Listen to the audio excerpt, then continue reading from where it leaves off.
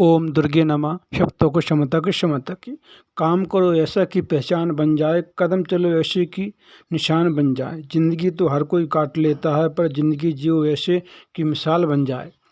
क्या आप जानते हैं कि भारत की पवित्र नदियों में से एक नर्मदा नदी को कुंवारी नदी के रूप में क्यों पूजा जाता है?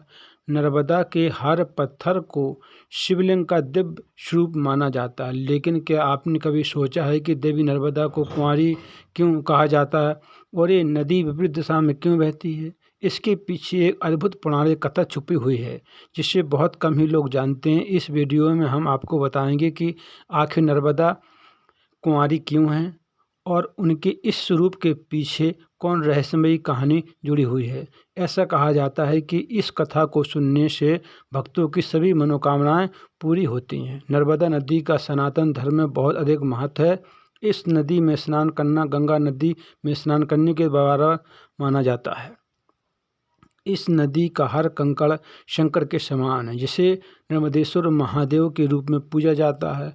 धार्मिक मान्यताओं के अनुसार नर्मदा नदी की परिक्रमा करने से पापों से मुक्ति मिलती है और मृत्यु के बाद मोक्ष की प्राप्ति होती है। नर्मदा को रेवा और कुंवारी नदी के रूप से भी जाना जाता है। इस नदी को कुंवारी नदी के नाम से पुकारा जाता है। इसके पीछे एक पौराणिक कथा बताई जाती है। एक बार मैखल पर्वत पर भगवान शंकर तपस्या कर रहे थे। उसी समय भगवान शंकर के पसीना की एक बूंद से एक अद्भुत रूपवती कन्या का जन्म हुआ। भगवान शंकर को तपस्या करते हुए देख वह कन्या भी भगवान शंकर के सामने बैठकर तपस्या करने लगी। जब महादेव की तपस्या पूर्ण हुई, तब महादेव ने अपने सामने एक कन्या को तपस्या करते हुए देखा। तब भगवान शंकर बोले, हे पुत्री, आंखें खोलो। तुम्हारा नाम नर्मदा है। तुमने मेरी तपस्या की है, मुझे प्रसन्न किया है। तुम मेरे श्वेत जल से जन्मी हो।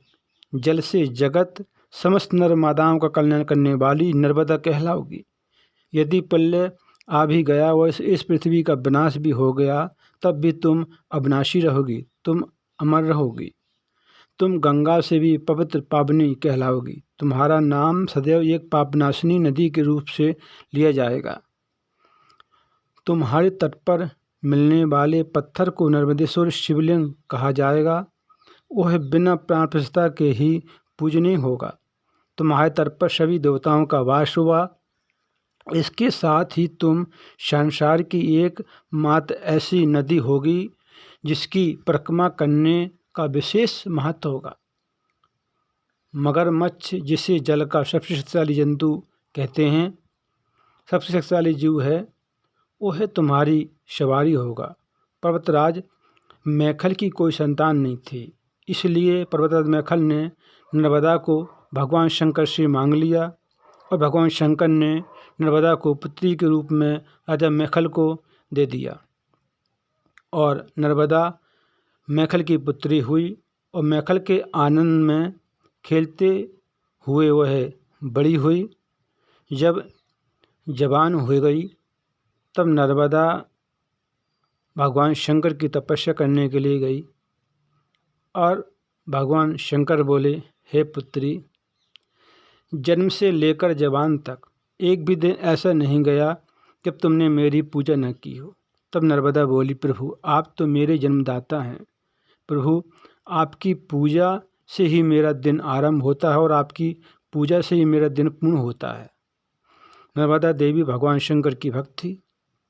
जब नर्मदा यवा हुई, तब राजा मैखल ने एक योग्य वर तलाशने का निश्चय किया। अपनी कन्या के लिए राजा मैखल ने एक शर्त रखी, जो कि राजकुमार दुर्लभ काबली का फूल मेरे सामने प्रस्तुत करेगा, वही नर्मदा से विवाह करने का अधिकारी होगा। शर्त अतन कठिन थी, जिसे कई राजाओं महाराजाओं ने प्रयास करने के बावजूद भी पूरा नहीं कर सके।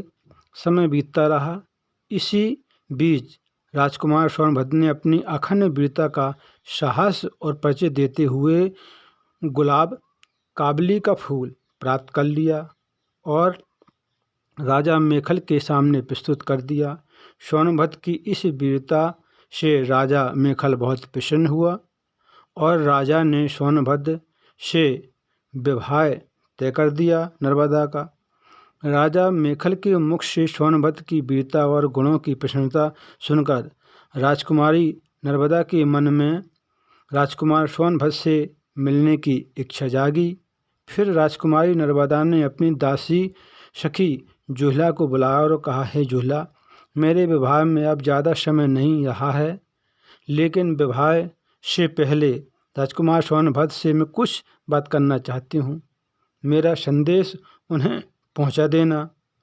मेरी आज्ञा है कि तुम इस संदेश को लेकर उनके पास चली जाओ। फिर जुहला बोली, राजकुमारी नर्मदा, ये पावन अवसर है, मेरे पास कोई वस्त्र पहनने के लिए नहीं है, मैं राजकुमार सोनभद्र के सामने कैसे जाऊंगी।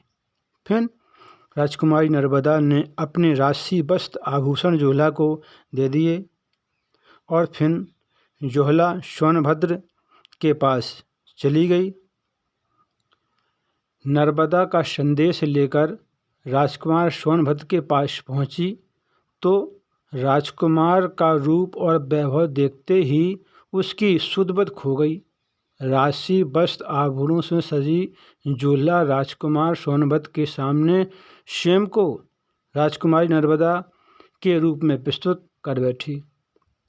राशि आभूषणों से सजी जुहला को देखकर राजकुमार सोनभद्र भी जुहला को राजकुमारी नर्मदा मानने की भूल कर बैठे।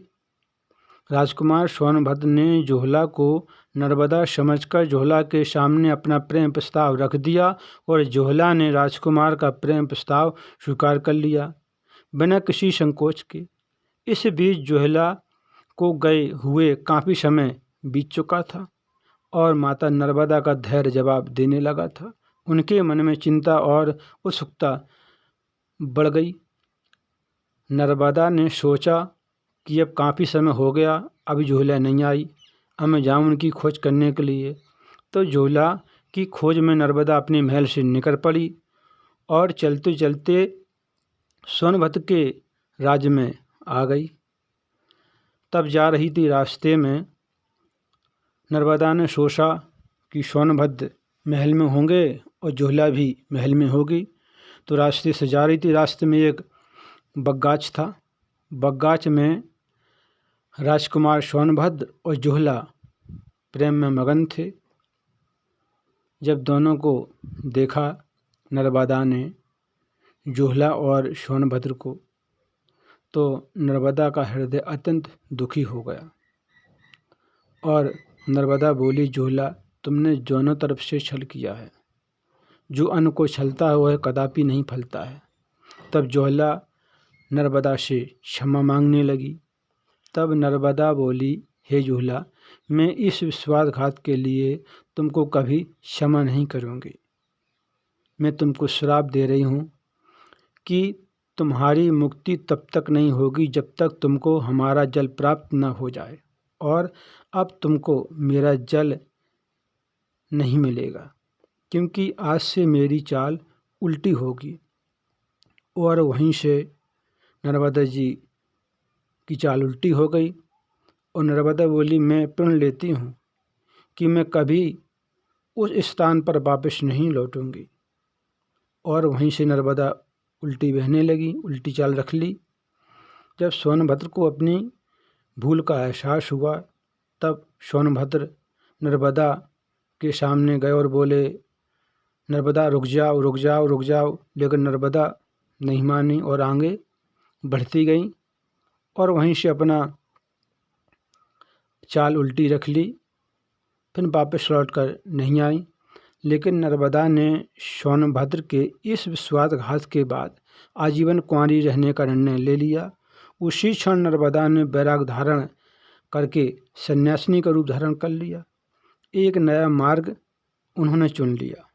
जहाँ भारत की अधिकतर नदियाँ पूर्व दिशा की ओर बहती हैं, वही नर्मदा ने अपमान और दर्द से प्रेरित होकर पश्चिम दिशा की ओर बहने का निश्चय किया।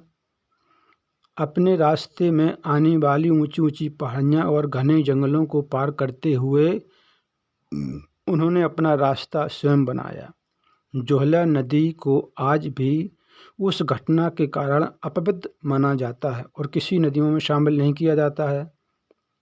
माता नर्मदा के लिए पुराणों में कहा गया है कि जिस पुण्य की प्राप्ति गंगा में स्नान करने से होता है, ठीक वैसा ही पुण्य नर्मदा में स्नान करने से होता है। एक कथा के अनुसार एक बार माता गंगा जी भगवान शिव के पास पहुंची और व्यथित दुखी होकर कहने लगी, हे प्रभु, पृथ्वी पर इतने पापी हैं कि उनके स्नान करने से मेरा जल दूषित हो गया है, अब मैं क्या करूं?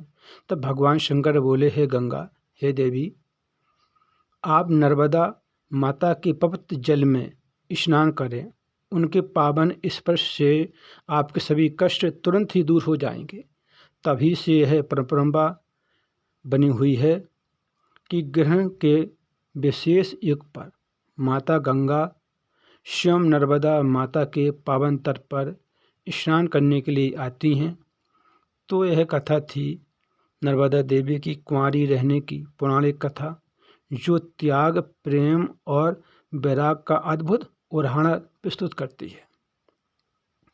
नर्मदा माता आज भी अपने पवित्र जल और दिव्यता के लिए जानी जाती हैं।